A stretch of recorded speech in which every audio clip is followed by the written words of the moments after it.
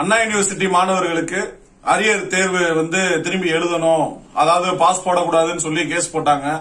அதுக்கு பல பிரச்சனை போயிட்டு இருக்கு, கோர்ட்ல கேஸ் போயிட்டு இருக்கு. நிறைய இறங்கி களத்துல எல்லாம் இறங்கி போராடுறோம். ஒவ்வொருத்தவங்க குடும்பமும் பாதிக்கப்படுது. சரி, ஒரு ஆர்ட்ஸ் அண்ட் சயின்ஸ்ல ஒரு 2-3 யூனிவர்சிட்டியில பாஸ் பண்ணிட்டாங்க. சரி, அவங்களுக்காக ஒரு இடத்துல வந்துரும் அப்படின்னு சொல்லி ஒவ்வொரு மாணவர்களும் சந்தோஷத்துல இருந்தாங்க. அதையும் கெடுத்துட்டாரு. நான் ஒரு பேசின ஒரு வீடியோலயே சொல்லியிருப்பேன், அண்ணா யூனிவர்சிட்டிக்கு வழக்கு போட்ட பாலகுருசாமி மாதிரி உங்களுக்கு ஏதாவது ஒரு கூறுகட்ட சாமி ஏதாவது கேஸ் போடுவாங்கன்னு சொன்னேன். அதே சாமி தான் உங்களுக்கும் போட்டு இப்போ அதே மாதிரி இஷ்யூ ஆயிருச்சு. மாணவர்கள் ஒரு விஷயத்த நல்லா தெரிஞ்சுக்கணும். ஃபர்ஸ்ட் உங்களுக்குள்ள ஒரு கோஆர்டினேஷன் வேணும். என்ன ஒரு கோஆர்டினேஷன் அப்படின்னா, யாரு, அதாவது இந்த தமிழ்நாடு அப்படின்றது, தமிழ்நாடு முதல்வர் அப்படின்னா யாரு, அதாவது நம்ம எல்லாத்துக்குமே ஒரு தலைவர் அந்த மாதிரி தான் நம்ம மென்ஷன் பண்ணுவாங்க. அப்படிதான் இருக்கு.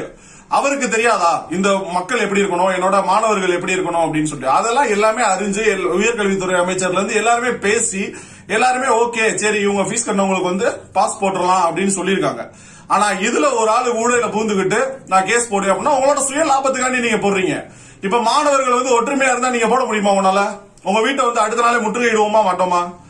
இப்ப அடுத்த கட்டத்துக்கு உங்களுக்கு அந்த இதுதான் வர போகுது. இந்த கேஸ் போட்டவங்க வீட கண்டிப்பா வெகு விரைவில் முற்றுகையிடுறதுலதான் பிளான். எங்களோட வாழ்க்கையை, ஒவ்வொரு மாணவர்களோட வாழ்க்கையை கெடுக்கிறதுக்கு நீங்க யாரு? மாணவர்கள் மட்டும் பாதிப்படையல, அவங்களோட பெற்றோர்கள் எவ்வளவு பாதிப்படைகிறாங்கன்னு 4 வீட்டுல போய் கேட்டு பாருங்க. நான் இப்ப என் மான படிக்க வைக்கவா, வேலைக்கு போவா, பாஸ்ன்றாங்க, ஃபெயில்ன்றாங்க, திடீர்னு ஆன்லைன்ல எக்ஸாம் எழுதுன்றாங்க. ஒவ்வொரு மாணவர்களுக்குமே ஏகப்பட்ட பிரச்சனைகள் வந்துட்டு இருக்கு. சும்மா அவங்களோட சுய லாபத்திற்காண்டி தயவு செய்து நீங்க மாணவர்களுடைய வாழ்க்கையை பாதிப்படைய செய்யாதீங்க. இந்த மாதிரி ஒரு கேவலமான கீழ்த்தரமான ஒரு செயல்கள்ல மாணவர்களோட வாழ்க்கையில விளையாடாதீங்க. உலகத்திலே ரொம்ப பவர்ஃபுல்லானது ஸ்டூடெண்ட்ஸோட பவர் தான். அதை தயவு செஞ்சு சீண்டி பார்க்காதீங்க. ஏற்கனவே ஒரு விஷயம் போயிட்டு இருக்கனால அது அமைதியா போயிட்டு இருக்கு அப்படியே அண்ணா யூனிவர்சிட்டிக்கு. இப்ப திரும்பி இவங்களுக்கும் நீங்க அதே மாதிரி மனு தாக்கல் செஞ்சிருக்கீங்க. இல்ல என்ன நினைச்சிட்டு இருக்கீங்க ஸ்டூடெண்ட்ஸ் எல்லாருமே?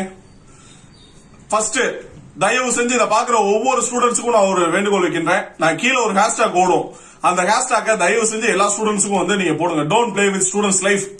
அவங்களுக்கு தெரியணும், ஒவ்வொரு மாணவர்களுக்கும் அவங்க பிள்ளைகளுக்கு தெரியணும் இப்படி அடுத்தவங்களோட வாழ்க்கையில விளையாடாதீங்க அப்படின்னு. சரி 8 மாசம் போயிருச்சுங்க, 8 மாசம் போயிட்டு இப்ப போட்டா 2ஆம் கிளாஸ் 3ஆம் கிளாஸ் தான் வரும். அப்படி போயிட்டு அவன் எங்க வேலைக்கு போக முடியும்? அவன் என்ன படிக்க முடியும்?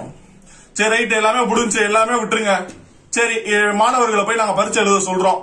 அப்படி பரீட்சை எழுதி அவங்களுக்கு கொரோனா வந்துருச்சு அப்படின்னா, அது டெஸ்ட்ல பாசிட்டிவ் வந்துருச்சு அப்படின்னா கேஸ் போட்டிருக்கவங்க 1 கோடி ரூபாய் என் மாணவர்களுக்கு கொடுக்க முடியுமா? சரி நீ 1 கோடி ரூபாய் கொடுத்தாலே என் மாணவர்களோட வாழ்க்கையை உங்களால திரும்ப கொடுக்க முடியுமா? அவங்க இறந்துட்டாங்கன்னா என்ன பண்ணுவீங்க? தயவு செய்து மாணவர்களோட வாழ்க்கையில விளையாடாதீங்க. மாணவர்களாகிய நீங்க தயவு செஞ்சு ஒற்றுமையா இருங்க. இந்த ஒரு ஹேஷ்டாக தயவு செஞ்சு எல்லா மாணவர்களுக்கும் தெரியப்படுத்துங்க. இத Facebook, Twitter, Instagram போன்ற அனைத்து சமூக வலைதளங்களையும் போடுங்க. ஸ்டூடெண்ட்ஸ் எல்லாருமே ஒன்றிணைங்க. அதுக்கடுத்து அவங்க வாபஸ் வாங்குறாங்களா என்ன பண்றாங்கன்னு பாப்போம். தயவு செஞ்சு மாணவர்களோட வாழ்க்கையில விளையாடாதீங்க. நன்றி.